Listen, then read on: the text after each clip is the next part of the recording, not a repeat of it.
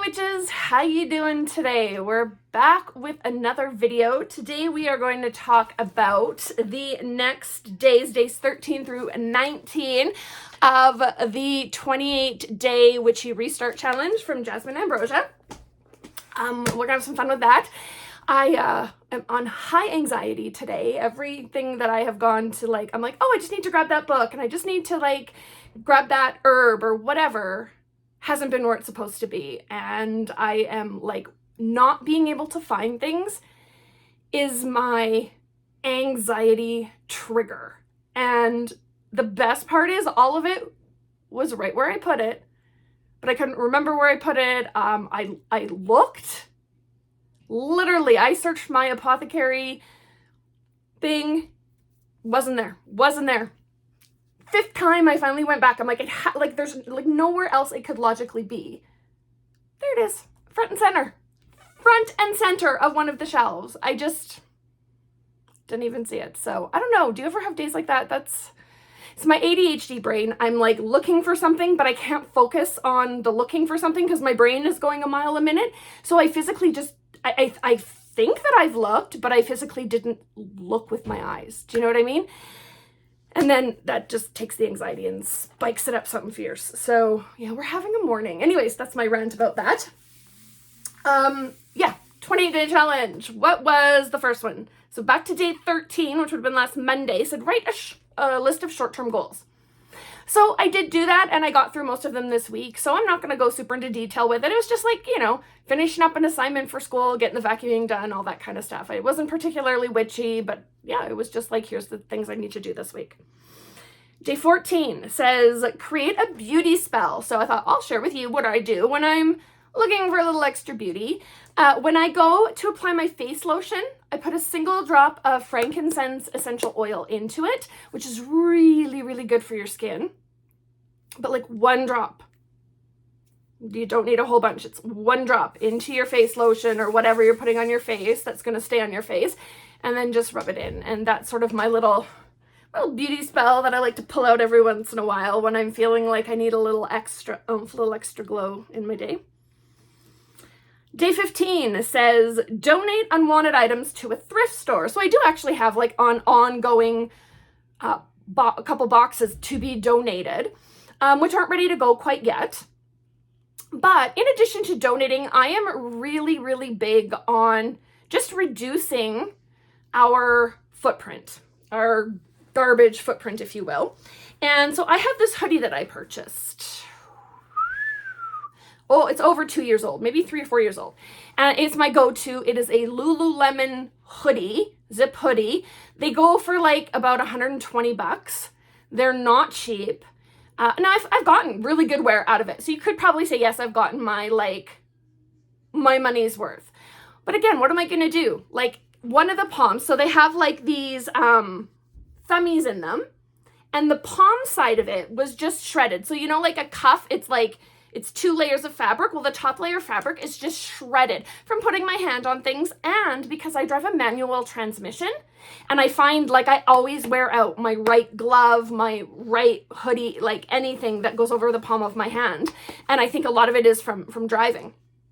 So rather than throw out a hoodie that is perfectly good, except for this one like shredded thing, I mended it. So I am big on mindful mending, visible mending. So you can see I did like a patchwork. It's actually like a woven patch that goes over it with purple and black.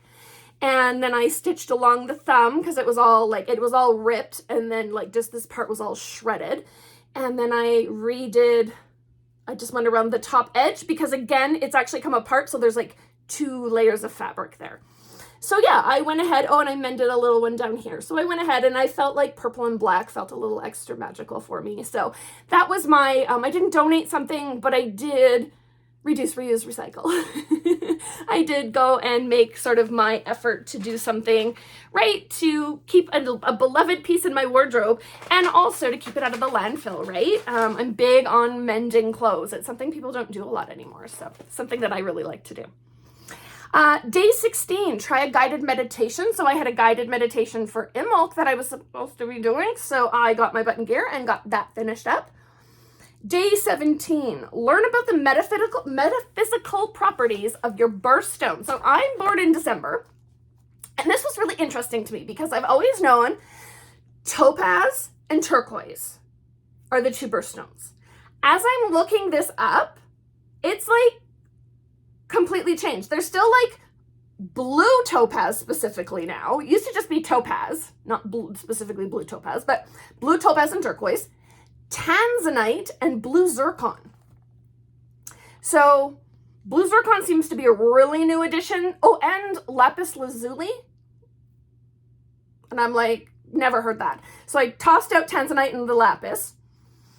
And I thought, let's go with what I know, what resonates with me, which would be, I guess, blue topaz and turquoise. So if you include the tanzanite, all three of them share one property of communication. So that's kind of interesting, right? I looked them up in my Llewellyn correspondences book, and they all share communication, but that's it. And I thought, let's knock out the tanzanite, because again, that's a newer addition. I don't know that one, and stick with blue topaz and turquoise. They share so many correspondences. So balance, calm, clarity, communication, creativity, emotions, goodness, inspiration, intuition, the mind, peace, and purification. That kind of makes me want to go and get something in my birthstone. I've never been overly attached to it because like turquoise, I don't know, I've never really been big into like turquoise as a jewelry. And yeah, topaz. The topaz I always think of is like the brown kind of goldy color topaz. So blue topaz, it actually is really, really pretty. So maybe I need something in my birthstone. Thought that was kind of a fun one. Let's see, what comes next? Fire scrying was yesterday. I just flat out didn't do it. I'll be honest. It's been a weekend. My daughter's moving out. It's very difficult. And scrying, not my thing. Fire, I guess I could use a candle, but then I think, no, like my all or nothing brain goes, oh, you need to like have a fire, like out in the fire pit, and it's covered in snow right now, so it's like a whole to-do to get it started, and yeah, I just didn't do it. Day 19, create a safe travel talisman. So that was today. This was a really fun exercise. So when I think of travel, I instantly think Jupiter, ruled by Jupiter, right? Wealth and travel, that's Jupiter. Now, interestingly, when I looked it up in my correspondence book, it said that travel was Mercury, not Jupiter. So I'm curious, would you put travel with Jupiter or Mercury? To me, it's always been Jupiter. All the other reference books I have state Jupiter, but my Llewellyn big book of correspondences says Mercury, which I thought was really weird. So yeah, I don't know. Maybe do you identify travel with Mercury? Let me know. To me, Mercury is communication. Anyway, so it's ruled by Jupiter, and I thought this would be a really fun time to use like a Jupiter square or a Jupiter sigil. I looked into stones, and the one that really stood out to me for travel was tiger's eye. I don't know, that seemed to connect for me, and I have it. So I was like, could use that. Then I looked into the animals, and it was goose. And goose is specifically for safe return. And I thought, I like that. I have a lot of goose feathers to work with. Maybe something with a feather. The colors are royal purple or dark blue. So I pulled some dark blue thread. And then I thought I want something herbal in here, but not like, I don't want like a little sachet. I want like a root or something. And then I found, for travel, interestingly, dandelion, which to me is more like sun. It's like a fairy flower. It's about the other world. It's about communicating with spirits, inspiration, creativity, all that.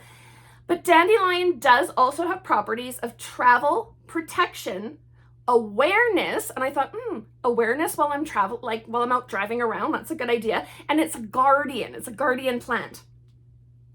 It is also ruled by Jupiter and Mercury. And it is, it's an air plant, whereas travel itself is watery. Oh no, I'm thinking of sorry, never mind.